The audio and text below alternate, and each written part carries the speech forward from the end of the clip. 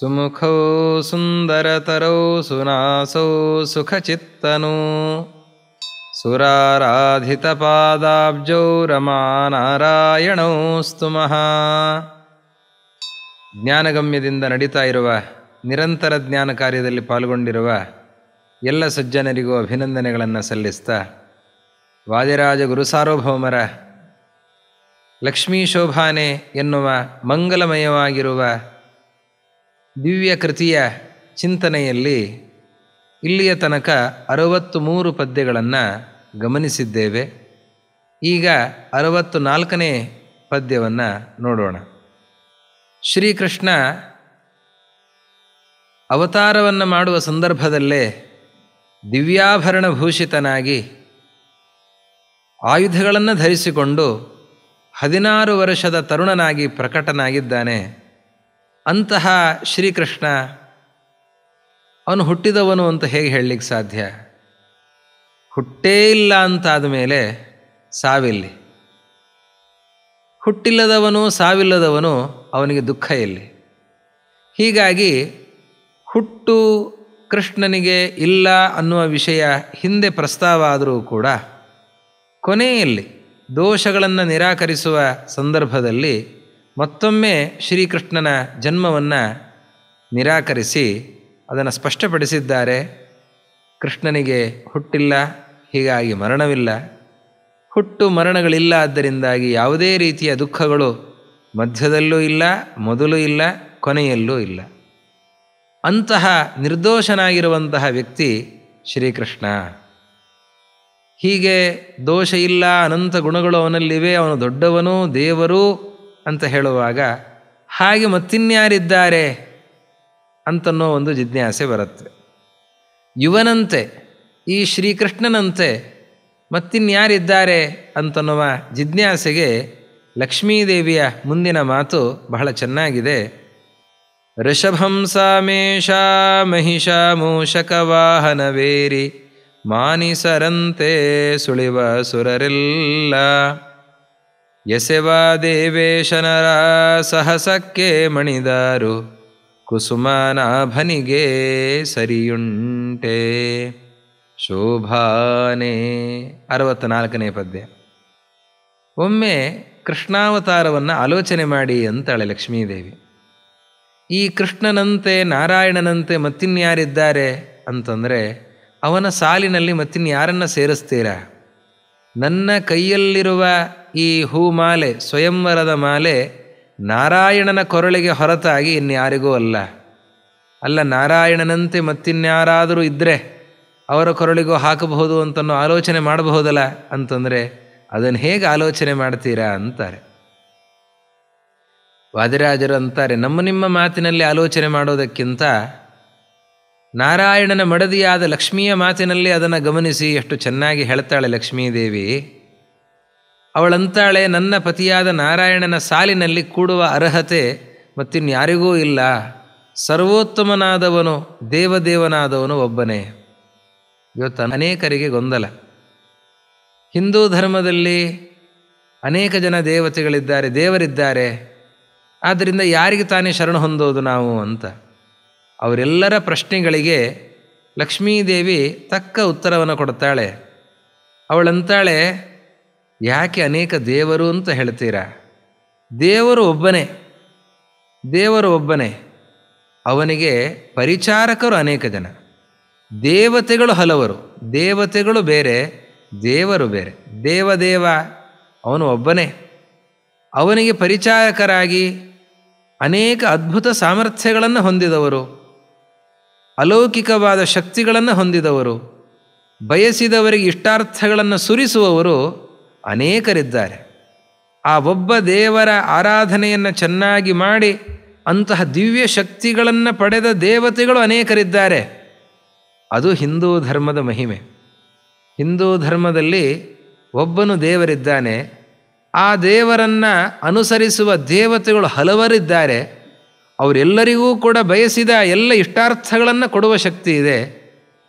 ಕೇಳಿದ್ದನ್ನೆಲ್ಲ ಕೊಡ್ತಾರೆ. ಆರೋಗ್ಯವನ್ನು ಕೇಳಿದರೆ ಕೊಡ್ತಾರೆ, ಆಯುಷ್ಯವನ್ನು ಕೇಳಿದರೆ ಕೊಡ್ತಾರೆ, ಉದ್ಯೋಗವನ್ನು ಬೇಡಿದರೆ ಕೊಡ್ತಾರೆ, ಮದುವೆ ಆಗಬೇಕು ಅಂತಿದ್ದರೆ ಗಂಡಿಗೆ ಹೆಣ್ಣನ್ನು, ಹೆಣ್ಣಿಗೆ ಗಂಡನ್ನು ನೀಡುತ್ತಾರೆ. ಹೀಗೆ ಎಲ್ಲ ರೀತಿಯ ಅನುಗ್ರಹಗಳನ್ನು ಮಾಡುವ ಅಂತಹ ಶಕ್ತಿ ಅನೇಕರಿಗಿದೆ. ಆದರೆ ಮೋಕ್ಷವನ್ನು ಕೊಡುವ ಶಕ್ತಿ ಅದು ಒಬ್ಬನಿಗೆ ಇರುವಂಥದ್ದು. ಅಂತಹ ಪರಶಕ್ತಿ ಅದು ನಾರಾಯಣ, ಅವನು ಒಬ್ಬನು. ಹೀಗೆ ಒಬ್ಬನು ದೇವರು, ಹಲವರು ದೇವತೆಗಳು ಅನ್ನೋದು ನಮ್ಮ ತತ್ವ.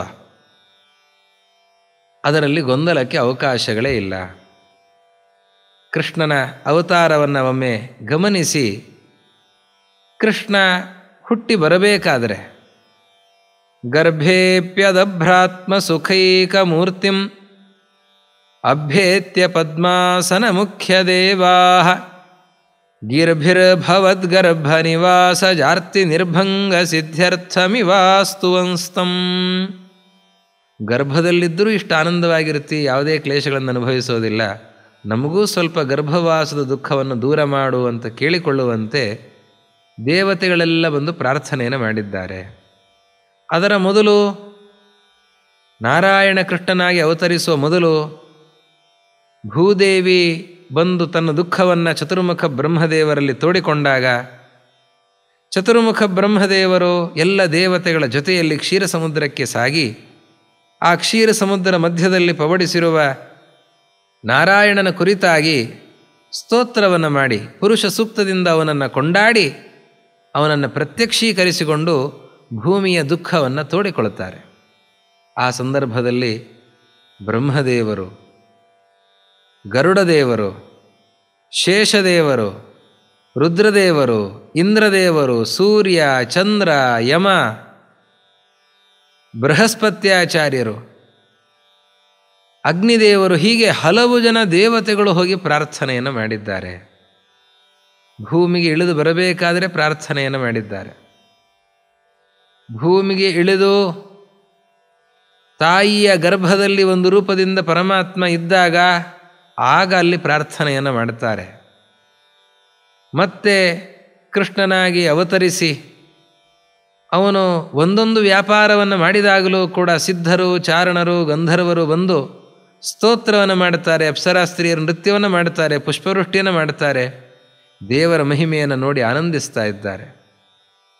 ಯಮುನೆಯ ಮಡುವನ್ನು ಕಾಳಿಯ ತನ್ನ ವಿಷಸರ್ಪದಿಂದ ದೂಷಿಸಿ ಸುತ್ತಲಿರುವಂತಹ ವೃಕ್ಷಗಳನ್ನು ಒಣಗಿಸಿ ಅನೇಕ ಪಶುಗಳಿಗೆ ಮರಣವನ್ನು ನೀಡಿರುವ ಸಂದರ್ಭದಲ್ಲಿ ಕೃಷ್ಣ ಆ ಕಾಳಿಂಗ ಇರುವಂತಹ ಯಮುನೆಯ ಮಡುವನ್ನು ಧುಮುಕಿ ವಿಷಸರ್ಪದ ಮೇಲೆ ನಾಟ್ಯವನ್ನು ಆಡುತ್ತಾನೆ. ಅವನು ಕುಣಿತಾ ಇದ್ದರೆ ಅನೀನ ದತ್ಪದ್ಮಭವೋ ಮೃದಂಗಂ ಜಗೌ ಹನುಮಾನ್ ಜಗತಾಮಧೀಶಂ ಅದರ್ಶಯತ್ತಾಲಗತೀಃ ಕಪರ್ದಿ ನನರ್ಥ ಗೋಪಾಲಕ ಬಾಲಮೌಲಿ. ಚತುರ್ಮುಖ ಬ್ರಹ್ಮದೇವರು ಮೃದಂಗವನ್ನು ನುಡಿಸ್ತಾ ಇದ್ದಾರೆ. ಹನುಮಂತ ದೇವರು ಗಾನವನ್ನು ಮಾಡುತ್ತಾ ಇದ್ದಾರೆ. ಮಹರುದ್ರದೇವರು ತಾಳವನ್ನು ತಟ್ಟುತ್ತಾ ಇದ್ದಾರೆ. ಶ್ರೀಕೃಷ್ಣ ನಾಟ್ಯವನ್ನು ಆಡ್ತಾ ಇದ್ದಾನೆ. ಒಂದೊಂದು ಸಂದರ್ಭದಲ್ಲಿಯೂ ಕೂಡ ಅನೇಕ ಜನ ದೇವತೆಗಳು ಬಂದು ತಮ್ಮ ಸೇವೆಯನ್ನು ಸಲ್ಲಿಸಿ ಕೃಷ್ಣನನ್ನು ಕೊಂಡಾಡ್ತಾ ಇದ್ದಾರೆ. ಅವನ ಮಹಿಮೆಯನ್ನು ನೋಡಿ ಆನಂದಿಸ್ತಾ ಇದ್ದಾರೆ. ಅದನ್ನು ನೋಡಿ ಸಂತೋಷಪಟ್ಟು ಧನ್ಯತೆಯನ್ನು ಅನುಭವಿಸ್ತಾ ಇದ್ದಾರೆ. ಹಾಗಿರುವಾಗ ಸ್ತೋತ್ರ ಮಾಡುವ ವ್ಯಕ್ತಿ, ಸ್ತೋತ್ರ ಮಾಡಿಸಿಕೊಳ್ಳುವ ವ್ಯಕ್ತಿ, ಆರಾಧಿಸುವ ವ್ಯಕ್ತಿ, ಆರಾಧ್ಯನಾದಂತಹ ವ್ಯಕ್ತಿ ಇಬ್ಬರು ಒಂದೇ ಸಾಲಿನಲ್ಲಿ ಬರ್ತಾರ? ಅವರು ಸಮಾನರಾಗ್ಲಿಕ್ಕೆ ಸಾಧ್ಯ ಇದೆಯಾ? ಅಂತಾಳೆ ಲಕ್ಷ್ಮೀದೇವಿ. ಋಷಭ, ಹಂಸ, ಮೇಷ, ಮಹಿಷ, ಮೂಷಕ ವಾಹನ ವೇರಿ, ಈ ವಾಹನಗಳನ್ನು ಏರಿ ಬರ್ತಾರೆ. ಅಂದರೆ ತಾವೊಬ್ಬರೇ ಬರಲ್ಲ, ವಾಹನವನ್ನು ಏರಿ ಬರ್ತಾರೆ. ಪತ್ನಿ ಸಮೇತರಾಗಿ ಬರ್ತಾರೆ, ವಾಹನ ಸಮೇತರಾಗಿ ಬರ್ತಾರೆ. ಅವರಿಗೆಲ್ಲ ವಾಹನಗಳು ಅಂತಂದರೆ ನಮ್ಮ ವಾಹನಗಳ ತರಹ ಅಲ್ಲ. ನಮ್ಮ ವಾಹನ ಸ್ವಲ್ಪ ಹೊತ್ತಿಗೆ ಇಂಧನ ಖಾಲಿಯಾಯಿತು ಅಂತ ನಿಂತು ಹೋಗುತ್ತೆ. ಇವರಿಗೆಲ್ಲ ಚೇತನ ವಾಹನಗಳು. ದೇವತೆಗಳಿಗೆ ಚೇತನ ಎಂಥೆಂಥ ವಾಹನಗಳಿವೆ.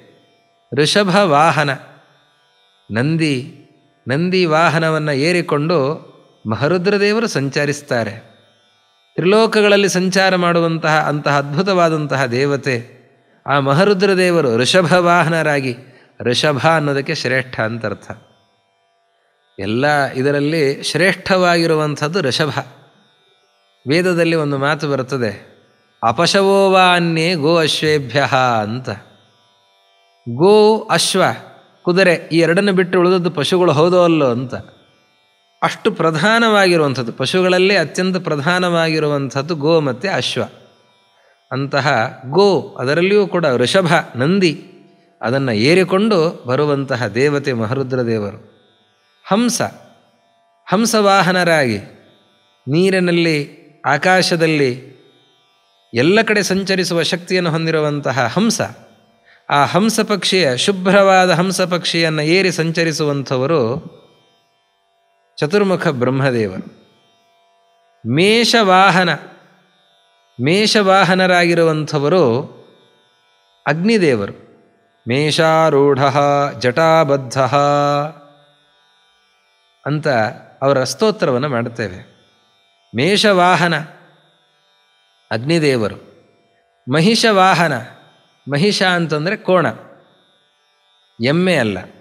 ಎಮ್ಮೆ ಅದು ಮಹಿಷ ಅನ್ನುವ ಶಬ್ದದ ಅರ್ಥ ಅಲ್ಲ, ಮಹಿಷಿ ಅಂತ ಎಮ್ಮೆಯನ್ನು ಕರೆಯುವಂಥದ್ದು.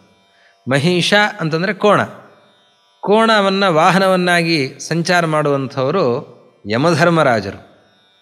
ಅಂತಹ ಯಮಧರ್ಮರಾಜರು. ಮೂಷಕ ವಾಹನ, ಮೂಷಕ ವಾಹನ ನಿಮಗೆಲ್ಲ ಗೊತ್ತಿದೆ. ಇಲಿಯನ್ನು ವಾಹನವನ್ನಾಗಿಸಿ ಸಂಚಾರ ಮಾಡುವಂಥವರು ಗಣಪತಿ.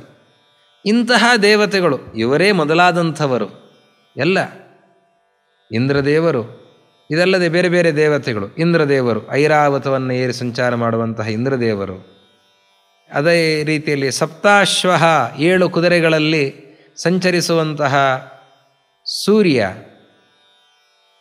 ಇನ್ನು ಏಣ ವಾಹನ, ಜಿಂಕೆಯನ್ನು ವಾಹನವನ್ನಾಗಿ ಸಂಚಾರ ಮಾಡುವಂತಹ ವಾಯುದೇವರು.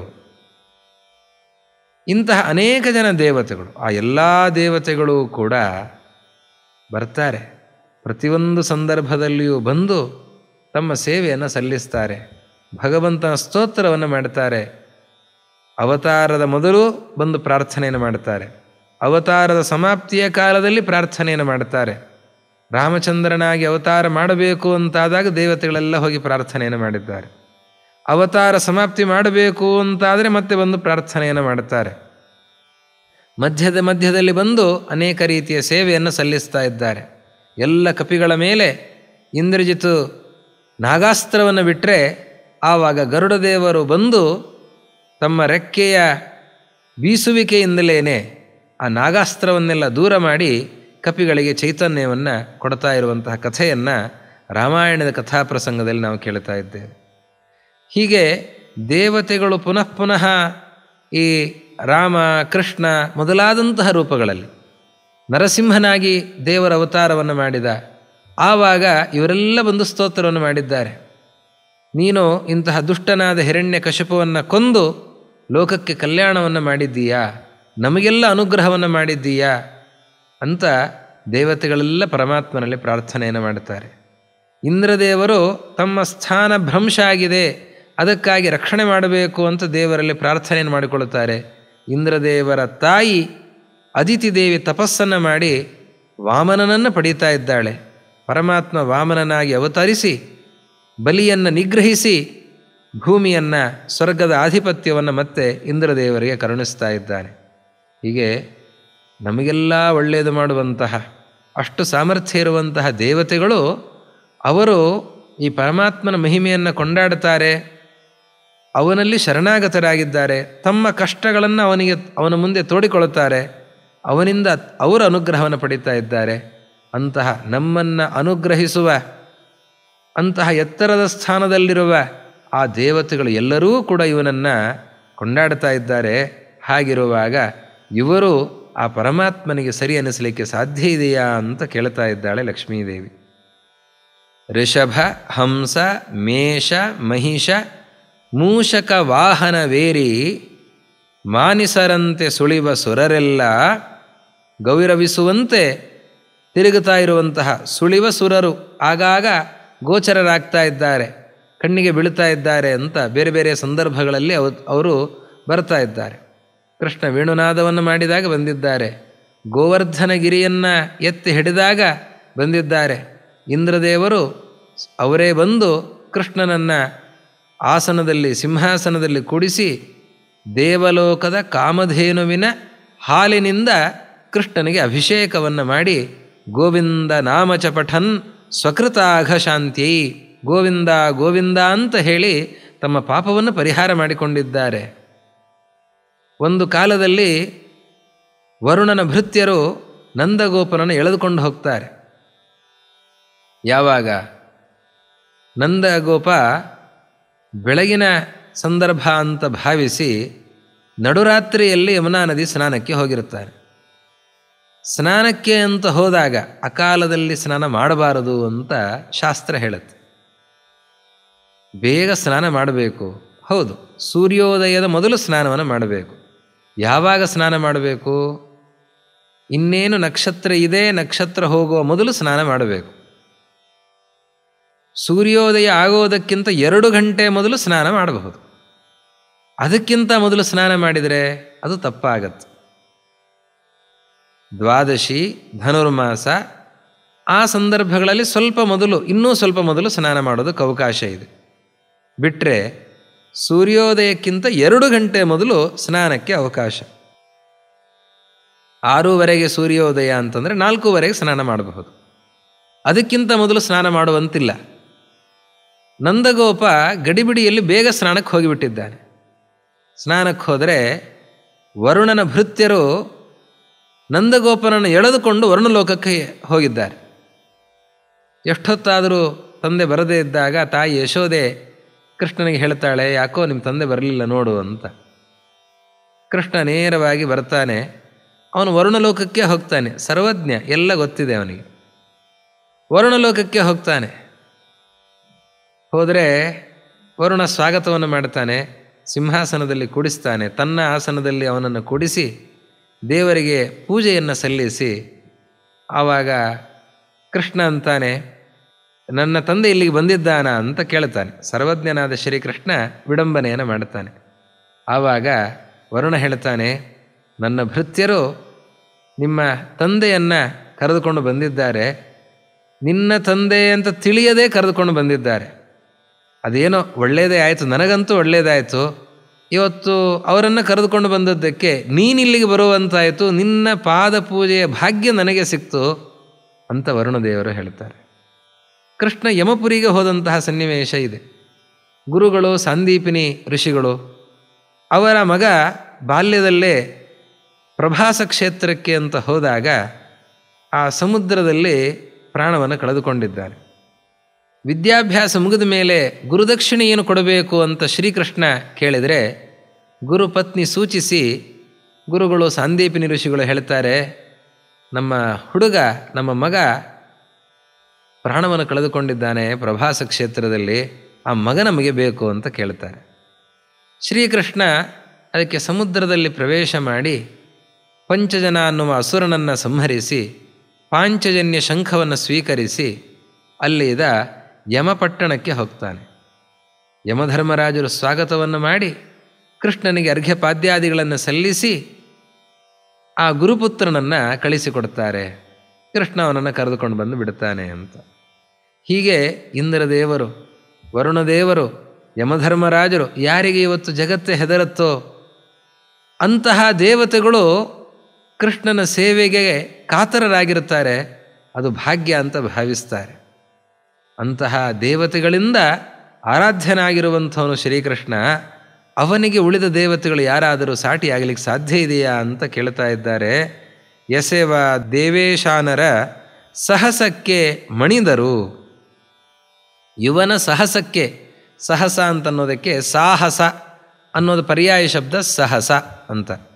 ಯುವನ ಸಹಸಕ್ಕೆ ಯಸೇವ ಅಂದರೆ ಕಂಗೊಳಿಸುವ ಅಂತ ಅರ್ಥ. ಯಸೇವ ಅನ್ನೋ ಶಬ್ದಕ್ಕೆ ಕಂಗೊಳಿಸುವ, ಶೋಭಿಸುವಂತಹ ಪರಮಾತ್ಮನ ಸಾಹಸಕ್ಕೆ ದೇವೇಶಾನರು, ದೇವಶ್ರೇಷ್ಠರು ಅಥವಾ ದೇವೇಶಾನರ ಸಾಹಸಕ್ಕೆ ಆ ಪರಮಾತ್ಮನ ಸಾಹಸಕ್ಕೆ ಅಂತ ಹೇಳ್ಬೋದು. ಅದಕ್ಕಿಂತ ದೇವೇಶಾನರು ಅಂತಂದರೆ ಈಶಾನ ಅನ್ನೋದಕ್ಕೆ ಒಡೆಯ ಅಂತರ್ಥ. ದೇವ ಈಶಾನ ಅಂದರೆ ದೇವಶ್ರೇಷ್ಠರು. ಅಂತಹ ದೇವಶ್ರೇಷ್ಠರು ಯಾರು? ಋಷಭ, ಹಂಸ, ಮೇಷ, ಮಹಿಷ ಮೊದಲಾದ ವಾಹನಗಳನ್ನು ಏರಿ ಸಂಚರಿಸುವಂತಹ ದೇವೇಶಾನರು. ಅಂತಹ ದೇವಶ್ರೇಷ್ಠರು ಇವನ ಸಾಹಸಕ್ಕೆ ಅಂದರೆ ಸಾಹಸಕ್ಕೆ, ಪರಾಕ್ರಮಕ್ಕೆ, ಇವನ ಲೀಲೆಗೆ ಮಣಿದರು, ತಲೆಬಾಗುತ್ತಾ ಇದ್ದಾರೆ. ಎಂತಹ ಪರಾಕ್ರಮ ಇವನದ್ದು ಅಂತ ಆಶ್ಚರ್ಯಚಕಿತರಾಗ್ತಾ ಇದ್ದಾರೆ. ಅವನಿಗೆ ಪುನಃ ಪುನಃ ನಮಸ್ಕಾರಾದಿಗಳನ್ನು ಮಾಡ್ತಾ ಇದ್ದಾರೆ. ಕುಸುಮ ನಾಭನಿಗೆ ಸರಿಯುಂಟೆ, ಇಂಥವನು ಕುಸುಮನಾಭ. ಕುಸುಮನಾಭ ಅಂತಂದರೆ ಕಮಲ ನಾಭ. ಕುಸುಮ ಅಂದರೆ ಪುಷ್ಪ. ಪುಷ್ಪ ಯಾರ ನಾಭಿಯಿಂದ ಉದಯಿಸಿದೆಯೋ ಅವನು ಕುಸುಮನಾಭ, ಕಮಲನಾಭ. ನಾಭಿಯಲ್ಲಿ ಕಮಲ ಎಂಬುವ ಪುಷ್ಪ ಯಾರಲ್ಲಿ ಶೋಭಿಸ್ತಾ ಇದೆ ಅಂತಹ ಪದ್ಮನಾಭ. ಆ ಪದ್ಮನಾಭ ಬೇರೆಯಲ್ಲ, ಈ ಅವತಾರ ರೂಪಗಳು ಬೇರೆಯಲ್ಲ. ಅಂತಹ ಪರಮಾತ್ಮನಿಗೆ ಸರಿಯುಂಟೆ, ಅವನಿಗೆ ಸಾಟಿಯಾಗಿ ಇನ್ನೊಬ್ಬರು ಯಾರಾದರೂ ನಿಲ್ಲಿಕ್ಕೆ ಸಾಧ್ಯ ಇದೆಯಾ? ಯಾರೂ ಕೂಡ ಇವನಿಗೆ ಸರಿಯಾಗೋದಿಲ್ಲ. ಹೀಗಾಗಿ ಇವನು ಸರ್ವೋತ್ಕೃಷ್ಟನಾಗಿದ್ದಾನೆ ಅಂತ ಆ ನಾರಾಯಣನ ಪಾರಮ್ಯವನ್ನು ಎತ್ತಿ ಹಿಡಿದು ತೋರಿಸ್ತಾ ಇದ್ದಾನೆ. ಹಾಗೆ ಉಳಿದ ದೇವತೆಗಳ ಇತಿಹಾಸದಲ್ಲಿ ಎಲ್ಲಾದರೂ ಇದೆಯಾ? ಬೇರೆ ದೇವತೆಗಳ ಅವತಾರವಾದ ಲೀಲೆಯನ್ನು ಕಂಡು ಹೀಗೆ ಎಲ್ಲರೂ ಕೂಡ ತಲೆಬಾಗಿದ್ದಾರೆ ಅಂತನ್ನೋದು ಎಲ್ಲಾದರೂ ಇದೆಯಾ? ಅದು ಇರೋದು ಯಾರಿಗೆ? ರಾಮನಿಗೆ, ಕೃಷ್ಣನಿಗೆ, ತ್ರಿವಿಕ್ರಮನಿಗೆ, ನರಸಿಂಹನಿಗೆ. ಇಂತಹ ಮಹಿಮೆಗಳು ಇದೆಲ್ಲವೂ ಕೂಡ ಇವೆ. ಆದ್ದರಿಂದ ಇದರಿಂದ ಪರಮಾತ್ಮನ ಆ ನಾರಾಯಣನ ಸರ್ವೋತ್ಕೃಷ್ಟತೆ, ಎಲ್ಲರಿಗಿಂತ ಶ್ರೇಷ್ಠನಾಗಿದ್ದಾನೆ, ಅವನಿಗೆ ಸರಿಯಾಗಿ ಇನ್ನೊಬ್ಬರು ಇಲ್ಲ ಅಂತನ್ನೋದು ಅವನ ಲೀಲೆಗಳಿಂದಲೇ ಸ್ಪಷ್ಟವಾಗುವಂತಹ ವಿಷಯ ಅಂತ ಯುಕ್ತಿಯುಕ್ತವಾಗಿ ಲಕ್ಷ್ಮೀದೇವಿ ನಾರಾಯಣನ ಪಾರಮ್ಯವನ್ನು ಚಿಂತಿಸ್ತಾ ಇದ್ದಾಳೆ. ಹೀಗೆ ದೇವರ ಪಾರಮ್ಯವನ್ನು, ದೇವರು ದೊಡ್ಡವನು ಅನ್ನೋದನ್ನು ಚಿಂತಿಸಬೇಕು. ಅದು ನಮ್ಮ ಜೀವನಕ್ಕೆ ತುಂಬ ಮುಖ್ಯವಾಗಿರುವಂತಹ ಸಾಧನೆಯಾಗತ್ತೆ. ಅಂತಹ ದೇವರ ಪಾರಮ್ಯವನ್ನು ಹೀಗೆ ನಾವು ಚಿಂತಿಸೋಣ ಅಂತ ಹೇಳ್ತಾ, ಈ ಸಂಚಿಕೆಗೆ ವಿಶೇಷವಾದ ಸೇವೆಯನ್ನು ಸಲ್ಲಿಸಿರುವಂತಹ ಎಚ್.ಎಸ್. ರಂಗಣ್ಣ ಅವರು ಹಾಗೂ ಶ್ರೀಮತಿ ಪದ್ಮಾ ರಂಗಣ್ಣ ಅವರು, ಅವರ ಪರಿವಾರದವರೆಲ್ಲರಿಗೂ ಕೂಡ ವಿಶೇಷವಾಗಿ ವಾದಿರಾಜ ಗುರುಗಳ, ಅವರಿಂದ ಆರಾಧ್ಯರಾಗಿರುವಂತಹ ಲಕ್ಷ್ಮೀನಾರಾಯಣರ ಪೂರ್ಣ ಅನುಗ್ರಹ ಆಗಲಿ ಅಂತ ಪ್ರಾರ್ಥಿಸ್ತಾ, ಜ್ಞಾನಗಮ್ಯವನ್ನು ಆಲಿಸ್ತಾ ಇರುವಂತಹ ಎಲ್ಲ ಸಜ್ಜನರಿಗೂ ಕೂಡ ವಾದಿರಾಜ ಗುರುಗಳ, ಶ್ರೀಮದ್ ಆಚಾರ್ಯರ, ರಮಾನಾರಾಯಣರ ಪೂರ್ಣಾನುಗ್ರಹವನ್ನು ಪ್ರಾರ್ಥಿಸ್ತಾ ಎರಡು ಮಾತನ್ನು ಮುಗಿಸ್ತಾ ಇದ್ದೇವೆ. ಶ್ರೀ ಗುರು ಮಧ್ವೇಶಾರ್ಪಣಮಸ್ತು.